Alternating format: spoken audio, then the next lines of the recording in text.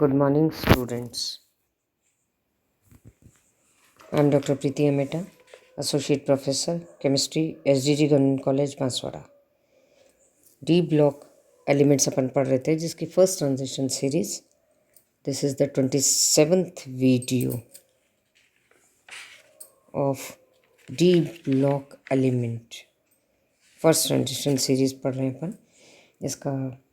इसमें अपन देखेंगे कि ये जो ऑक्सीकरण अवस्थाएं हैं, ये ट्रांजिशन सीरीज में या ट्रांजिशन मेटल्स के लिए बहुत इंपॉर्टेंट टॉपिक होता है, क्योंकि जिस तरह से अपन ने एस और पी ब्लॉक में देखा था कि किसी की भी वैलेंसी, किसी भी एलिमेंट की जो वैलेंसी होती है वो या +1 हो जाएगी, +2 हो जाएगी, +3 हो जाएगी, +4 हो जाएगी और वापस घटते हुए क्रम में उस तरह से हो जाती है, लेकिन सिंगल उसकी वैलेंसी होती है. लेकिन डी ब्लॉक के एलिमेंट्स की यदि अपन बात करते हैं तो इसमें केवल एक ही वैलेंसी ना हो करके एक से ज़्यादा वैलेंस स्टेट या अवस्थाओं में पाया जाता है. अतः इसको अपन कहते हैं वेरिएबल ऑक्सीडेशन स्टेट नेचर. इनका एक से ज़्यादा ऑक्सीडेशन नंबर होता है. पी ब्लॉक तत्वों में ऑक्सीकरण अवस्था उसकी वर्ग संख्या अथवा वर्ग संख्या से 2 कम ऑक्सीकरण अवस्था को निरूपित करती है. किंतु डी ब्लॉक, ये तो पी ब्लॉक की बात करी अपन ने, एक्सक्यूज मी, लेकिन यदि अपन जब डी ब्लॉक की बात करते हैं, उनकी ऑक्सीकरण अवस्था यौगिक के साथ साथ परिवर्तित होती रहती है. डी ब्लॉक तत्वों द्वारा दर्शाई जाने वाली ऑक्सीकरण अवस्थाएं, यदि अपन उनके बारे में पढ़ेंगे, उनके कुछ पॉइंट्स, तो अपने को क्लियर हो जाएगा. नीचे दिए गए हैं. डी ब्लॉक तत्वों की संयोजकता के स्थान पर अपन इसको ऑक्सीकरण अवस्था कहते हैं, क्योंकि यह एक से ज़्यादा फॉर्म में पाया जाता है. डी ब्लॉक तत्वों द्वारा परिवर्तनशील ऑक्सीकरण अवस्थाएं दर्शाने का कारण उनसे कई N-1D तथा NS इलेक्ट्रॉनों का होना है तथा N-1D तथा NS कक्षाओं की ऊर्जाओं का लगभग बराबर होना भी है.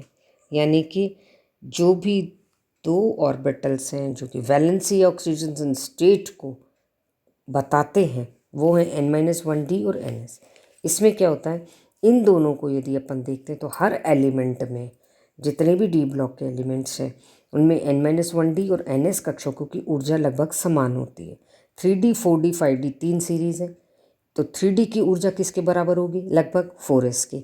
4D की किसके होगी बराबर? 5s के. 5D की किसके बराबर होगी? लगभग 6s के.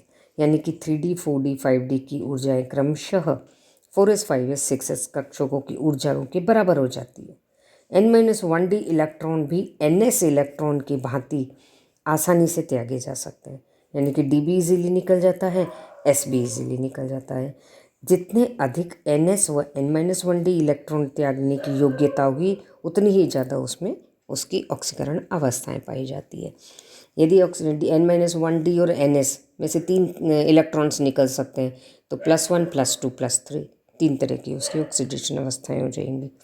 जैसे कि आप देखिए, पहला पॉइंट देखिए, क्रोमियम, कॉपर और गोल्ड व मरकरी, इन 4 चीज़ों को आप छोड़ करके बाकी सभी संक्रमण तत्वों की न्यूनतम ऑक्सीकरण अवस्था +2 होती है. क्रोमियम, कॉपर, सिल्वर और गोल्ड और मरकरी 5 चीज़ें.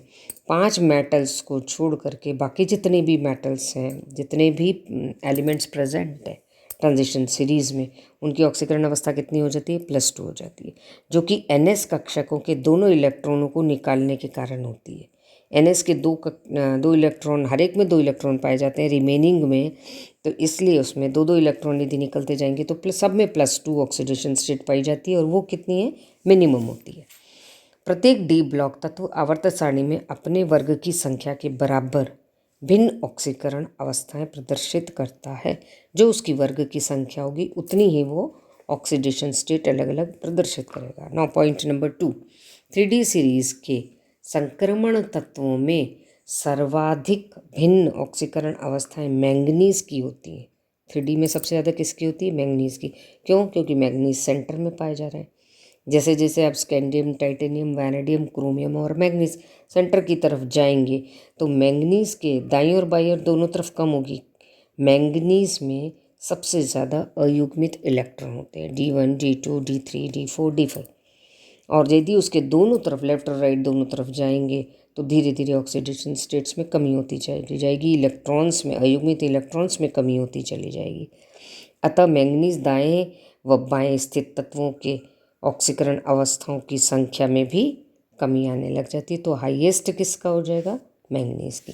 सर्वाधिक ऑक्सीकरण अवस्थाएं। क्यों? क्योंकि इसमें मैक्सिमम अयुग्मित इलेक्ट्रॉन पाए जाते हैं, डी में।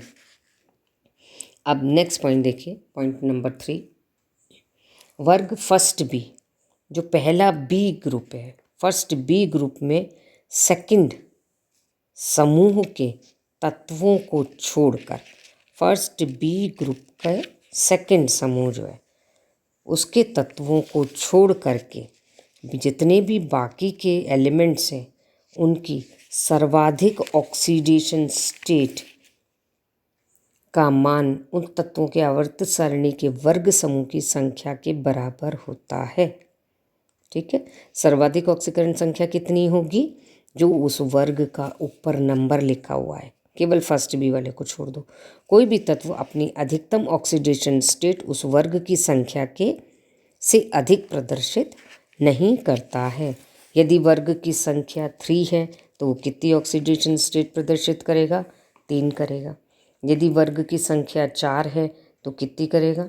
4 प्रदर्शित करेगा। जैसे जैसे सेंटर की तरफ जाएंगे वर्ग संख्या बढ़ती जाती है। वर्ग संख्या जैसे बढ़ती जाएगी वैसे वैसे ऑक्सीडेशन स्टेट भी बढ़ती चली जाती है। तो फर्स्ट बी वाले ग्रुप को आप छोड़ दो, फर्स्ट बी ग्रुप का जो सेकंड है उसको छोड़ दो। उसमें कौन कौन से आते हैं? कॉपर आता है, सिल्वर आता है, गोल्ड आता है। इन सब को आप छोड़ दो। इनको छोड़ करके बाकी के सब जो एलिमेंट्स हैं वो आपकी वर्ग संख्या के बराबर ऑक्सीडेशन स्टेट शो करते हैं। पॉइंट नंबर 4, संक्रमण तत्वों में वर्ग में ऊपर से नीचे जाने पर उच्च ऑक्सीकरण अवस्थाओं का स्थायित्व बढ़ जाता है। जब अपन ऊपर से नीचे आएंगे 3D, 4D, 5D, जैसे जैसे नीचे आएंगे तो उच्च ऑक्सीकरण अवस्थाएं स्थायी होती जाती हैं और लो ऑक्सीडेशन स्टेट अनस्टेबल होती चली जाती है। नेक्स्ट पॉइंट देखिए, 5th में, संक्रमण तत्व की विभिन्न ऑक्सीकरण अवस्थाओं के स्थायित्व को उनमें उपस्थित स्थायी विन्यास D0, D5, D10 के आधार पर समझा जा सकता है कि संक्रमण तत्वों की इतनी सारी अवस्थाएं, जैसे मैंगनीज में काफ़ी सारी होती हैं, स्कैंडियम, टाइटेनियम, वैनेडियम, क्रोमियम, सब में किसी में +2, +3, +4 पाई जा रही है, +2, +2, 3, 4, 5, 6, 7 तक जा रही है। तो इन सभी ऑक्सीडेशन स्टेट में कौन सी स्थायी होगी वो अपने को किससे पता चलेगा? D0, D5, D10 कॉन्फ़िगरेशन जिसमें भी पाया जाएगा वो सबसे ज़्यादा स्थायी हो जाएगी। अब जब भी अपन किसी का ऑक्सीडेशन स्टेट्स के स्थायित्व का पता लगाएंगे तो सबसे पहले उसका आउटर मोस्ट इलेक्ट्रॉनिक कॉन्फ़िगरेशन लिख दो। जैसे टाइटेनियम +4 एक एग्जांपल देख लेते हैं। इसमें टाइटेनियम +4 में 3D0 4s0 आयन होता है और टाइटेनियम +3 जो होता है वो 3D1 4s0 होता है। अब इन दोनों में से आप देखिए 3D0 जो है वो मोर स्टेबल है, 3D1 जो है लेस स्टेबल है। अतः यदि क्वेश्चन आ जाता है आपके कि टाइटेनियम +2 +3 में और +4 में कौन सा ज़्यादा स्टेबल है, तो आप क्या लिखेंगे? टाइटेनियम +4। क्या है इसका कॉन्फ़िगरेशन? 3D0 4s0। क्यों ये स्टेबल है? क्योंकि D0, D5 और D10 स्थायी अवस्थाएं होती हैं। खाली इसका यही रीज़न देना है। अब देखिए टाइटेनियम +4 के पास क्या है? रिक्त D0 कक्षक है, नेचुरली D0 जो होगा स्टेबल होगा। मैंगनीज का एग्जांपल देख लो, Mn+2 का स्थाई Mn+3 से अधिक है। क्यों? क्योंकि Mn के +2 के पास क्या है? 3D5 4s2 और Mn+3 के पास 3D4 4s1। इस तरह से, क्योंकि देखिए इसका मैंगनीज का जो ऑक्सीडेशन इलेक्ट्रॉनिक कॉन्फ़िगरेशन होता है 3D5 4s2 होता है। जब अपन मैंगनीज +2 की बात करेंगे तो S के दोनों इलेक्ट्रॉन बाहर चले गए तो क्या बच गया? 3D5 4s0। और उसके Mn+3 में 3 इलेक्ट्रॉन जाएंगे, तो 4s0 तो हो ही चुका है, 3d5 में से एक और निकल जाएगा तो 3d4 4s0 हो जाएगा। अतः ये लेस स्टेबल हो गया और 3d5 वाला मोर स्टेबल हो गया। एक एग्जांपल और आप देखिए सिल्वर का और इसका, क्योंकि 3d5 जो होता है वो अर्धपूरित होता है, d10 जो होता है वो फुल फिल्ड होते हैं और d0 होते हैं एम्प्टी होते हैं, इसलिए इनको स्टेबल कहा गया। ये तो बेसिक पहले आप पढ़ चुके हैं। इसी तरह सिल्वर प्लस और सिल्वर 2 को यदि देखा जाए तो सिल्वर प्लस में 4d10 5s0 होता है, जबकि सिल्वर +2 में 4d9 5s0 हो गया। अब कौन सा वाला ज़्यादा स्टेबल होता है, 4d9 ज़्यादा होता है या 4d10? 4d10 होता है। अतः silver +1 is more stable then silver +2। इस तरह के एग्जाम्पल से आपको पता चल जाएगा कि कौन सा ज़्यादा स्टेबल है। नाउ पॉइंट नंबर 6, संक्रमण तत्वों हेतु ये पाया गया है कि अम्लीय माध्यम जो होता है, अम्लीय माध्यम में तो निम्न ऑक्सीडेशन अवस्थाएं स्थायी होती हैं, जबकि क्षारीय माध्यम में हायर ऑक्सीडेशन स्टेट ज़्यादा स्थायी होती हैं। इसके एग्जाम्पल देखिए, इसमें क्या है कि आयरन जो होता है वो आयरन OH2 हाइड्रोक्साइड अपने आप ही आयरन OH3 में ऑक्सीडाइज हो जाता है। क्यों? कब कब होता है? एयर की प्रेजेंस में, वायु में खुला छोड़ देने पर। वायु की प्रेजेंस में FeOH2 जो है वो OH3 में ऑक्सीडाइज हो जाता है। वाई? ये अपने आप में क्वेश्चन बन रहा है।